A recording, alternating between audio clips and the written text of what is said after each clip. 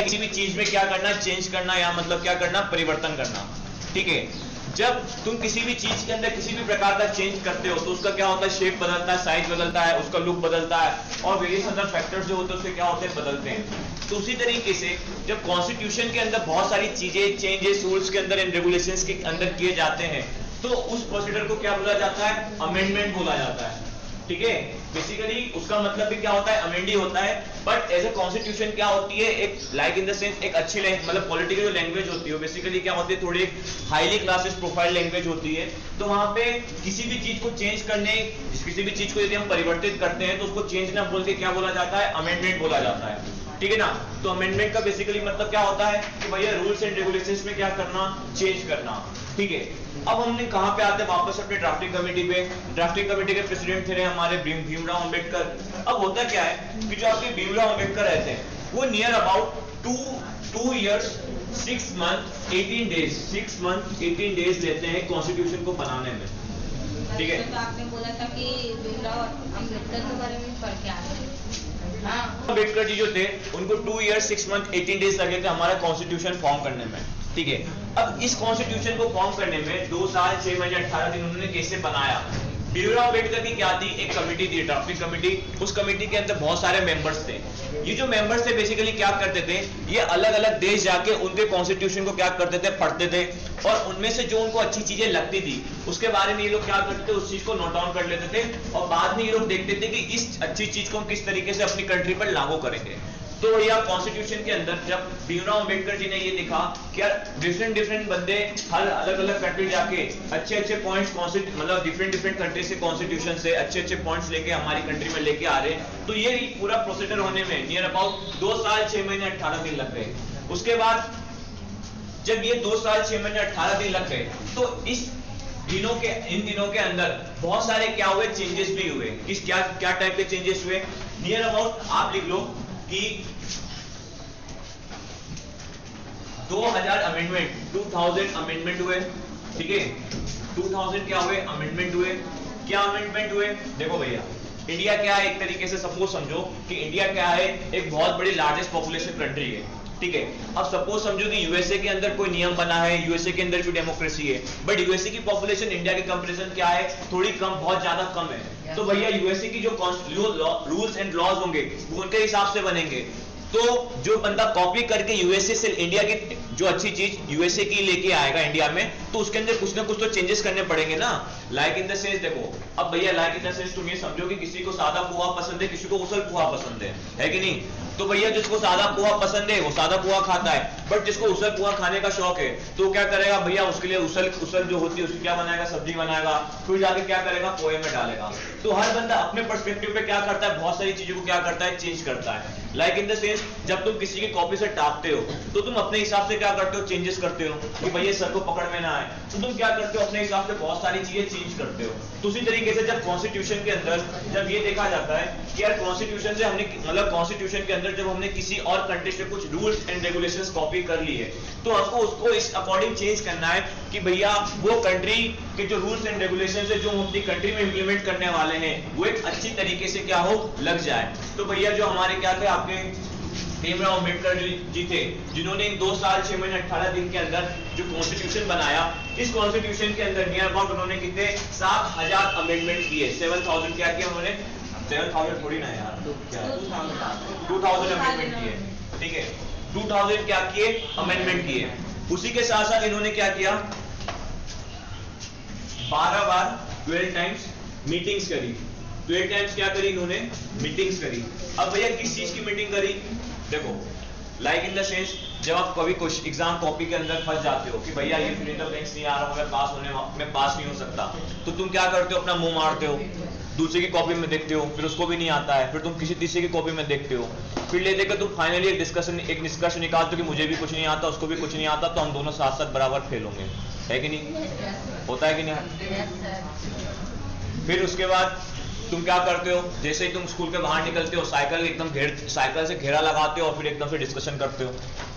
ठीक है, अब फेल हो गए तो भैया कौन सा ठेला गाड़ी चलाना है, ठीक है, तो लौकी का चलाना, मैं बैंगन का चलाऊंगा, है कि नहीं, कभी किया है, करना चाहिए।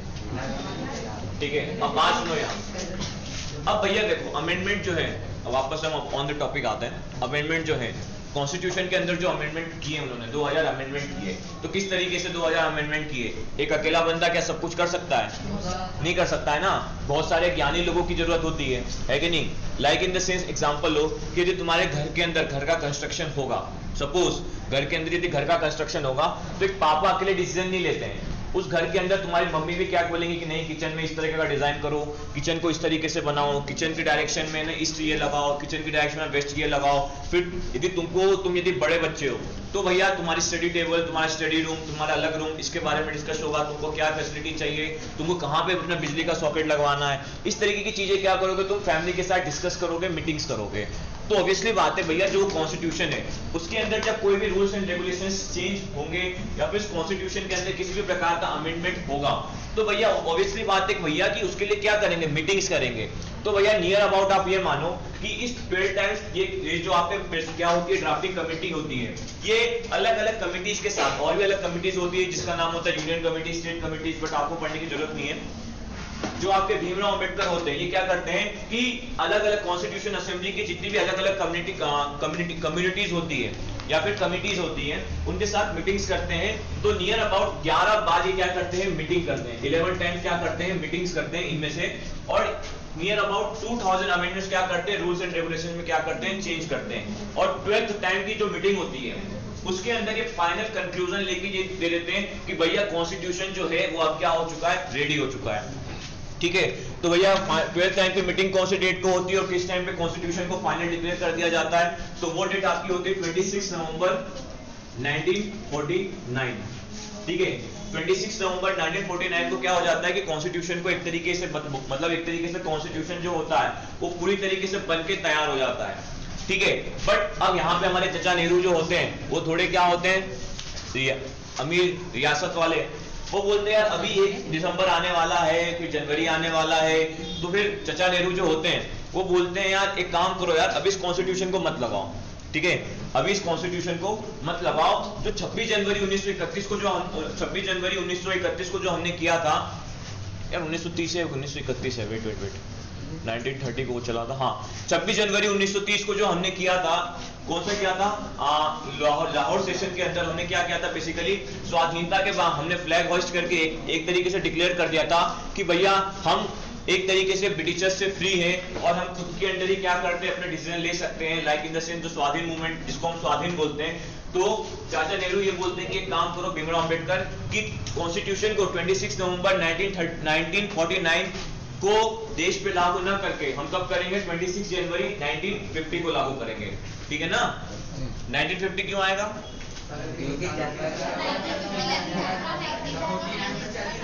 1949 के बाद क्या आता है? के मन में ये 26 जनवरी 1949 क्यों नहीं आएगा? है कि नहीं?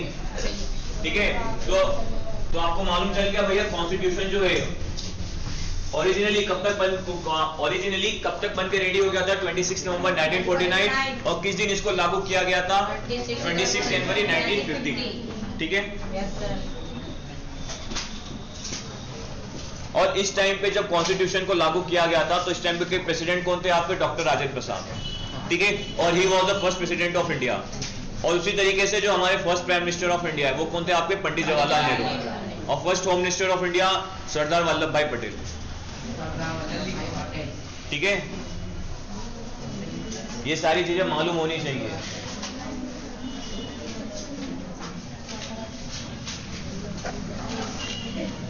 ठीक है,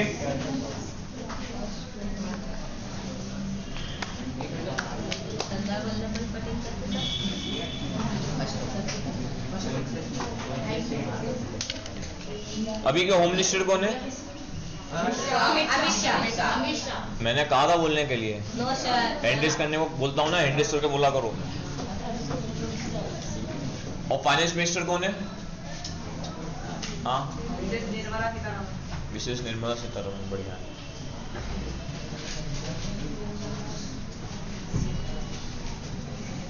लिख लिया? अब आओ, सुनो इधर। हाँ, एक और चीज तो पूछना ही भूल गया था। 389 जो सीट्स थे उसमें से जो प्रिंसली स्टेट्स थे उनकी कितनी सीट्स थी? हैंड रेस करो, हैंड रेस करो। प्रिंसली स्टेट की कितनी सीट थी? कॉपी के बिना देखे बताओ।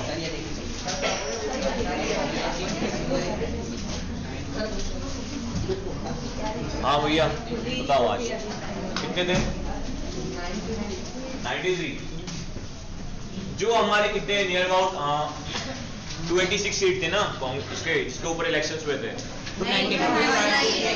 296 सीट्स में जो इलेक्शन हुए थे उस सीट्स के अंदर 4 बंदों को नॉमिनेट किया गया था, 4 डिस्ट्रिक्ट को नॉमिनेट किया गया था। कौन कौन से थे? जिसको ढंग से मालूम है ना वही हैंड रेस करना। बोलो। हाँ तुमको पूछा था। सेंटेंस कंप्लीट कर। पंडित जी बलि भी चढ़ती पूजा में क्या हो गया? ठीक है।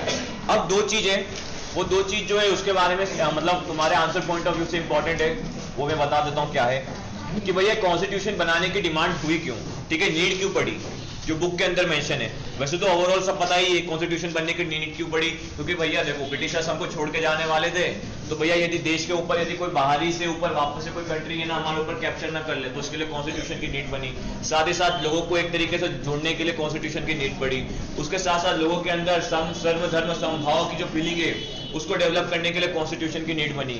तो भैया इस तरीके से कॉन्स्टिट्यूशन क्या क्या बना गया, बट बुक के अंदर कुछ पॉइंट्स भी दिए गए, तो बुक की भी इज्जत करना जरूरी है, तो उसको भी देख लेते हैं। ठीक है, अमेंडमेंट का मतलब क्लियर है ना? ठीक है। कौन है एक और? हाँ क्या पूछना है बोलो, एक बार और समझा दो।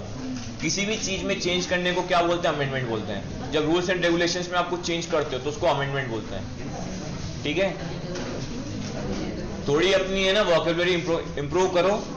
पॉलिटी में है ना मतलब सेम होता है, बट वर्ड्स जो होते हैं वो देखते लगते हैं कि भैया मौत आ गई है, ठीक है ना, तो वर्ड पकड़ो, वर्ड को याद करो, वर्ड याद रहेगा तो फिर आराम से समझ में आ जाएगा। ठीक है, अब कहां पे थे हम? हाँ भैया एक वर्ड है आपका यूनिवर्सल एडल्ट फ्रेंचाइज। इसके बारे में किसी को मालूम है क्या होता है? एड्रेस को यूनिवर्सल एडल्ट फ्रेंचाइज। हाँ भैया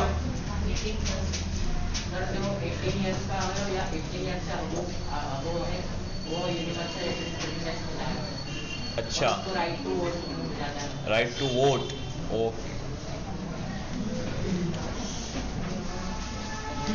यूनिवर्सल एडल्ट फ्रेंचाइज। हाँ इंडिया का सिटीजन भी होना चाहिए। मैं यहाँ पे इंडिया लिखा मैंने। यूनिवर्सल एडेड फ्रेंचाइजी, ये कंसेप्ट कहां से आया मालूम है? नहीं मालूम?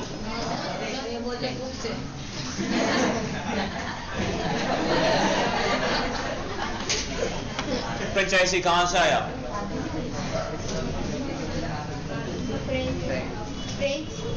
क्यों, इसकी नीड क्यों, और इसके कॉन्स्टिट्यूशन ऑफ इंडिया के रिगार्डिंग पर्सपेक्टिव क्या है? ये गाना क्यों गा रहा है? देखो इधर भैया, अब before the independence of India world के अंदर बहुत सारे क्या हो चुके थे, कांड हो चुके थे। फ्रांस में रिवॉल्यूशन हो चुका था, ठीक है, उसके बाद रशिया का हमने देखा था, रशिया के अंदर कांड हुआ था, उसके बाद वर्ल्ड वॉर 1 हुआ, वर्ल्ड वॉर 2 हुआ। अब यदि फ्रांस रिवॉल्यूशन के अंदर हम बात करें तो हमने ये देखा कि भैया वहां पे है ना एक तरीके से मोनार्की आई, मोनार्की को हटा के फिर वहां पे कौन सी आई? ड्यूअल गवर्नमेंट आई, फिर एक तरीके से फिर Jacobins club I, Jacobins club के बाद फिर वहां पे एक डिक्टेटर आ गया। तो ले दे के भैया लोगों ने अपने मन से इन लोगों को इलेक्ट नहीं किया था, जिन्होंने मोनार्की को हटाया वही लोग क्या हो गए, गद्दी पे आके स्थापित हो गए।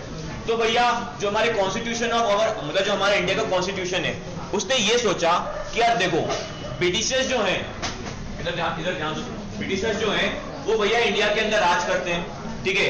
ब्रिटिशर्स ने क्या करके रखा था? ब्रिटिशर्स ने ये करके रखा था कि भैया जो सबसे अमीर है वही क्या कर सकता है? वोट दे सकता है। मतलब क्या कि भैया जो सबसे अमीर है वही वोट दे सकता है और जो गरीब है वो क्या कर सकता है? वोट नहीं दे सकता है।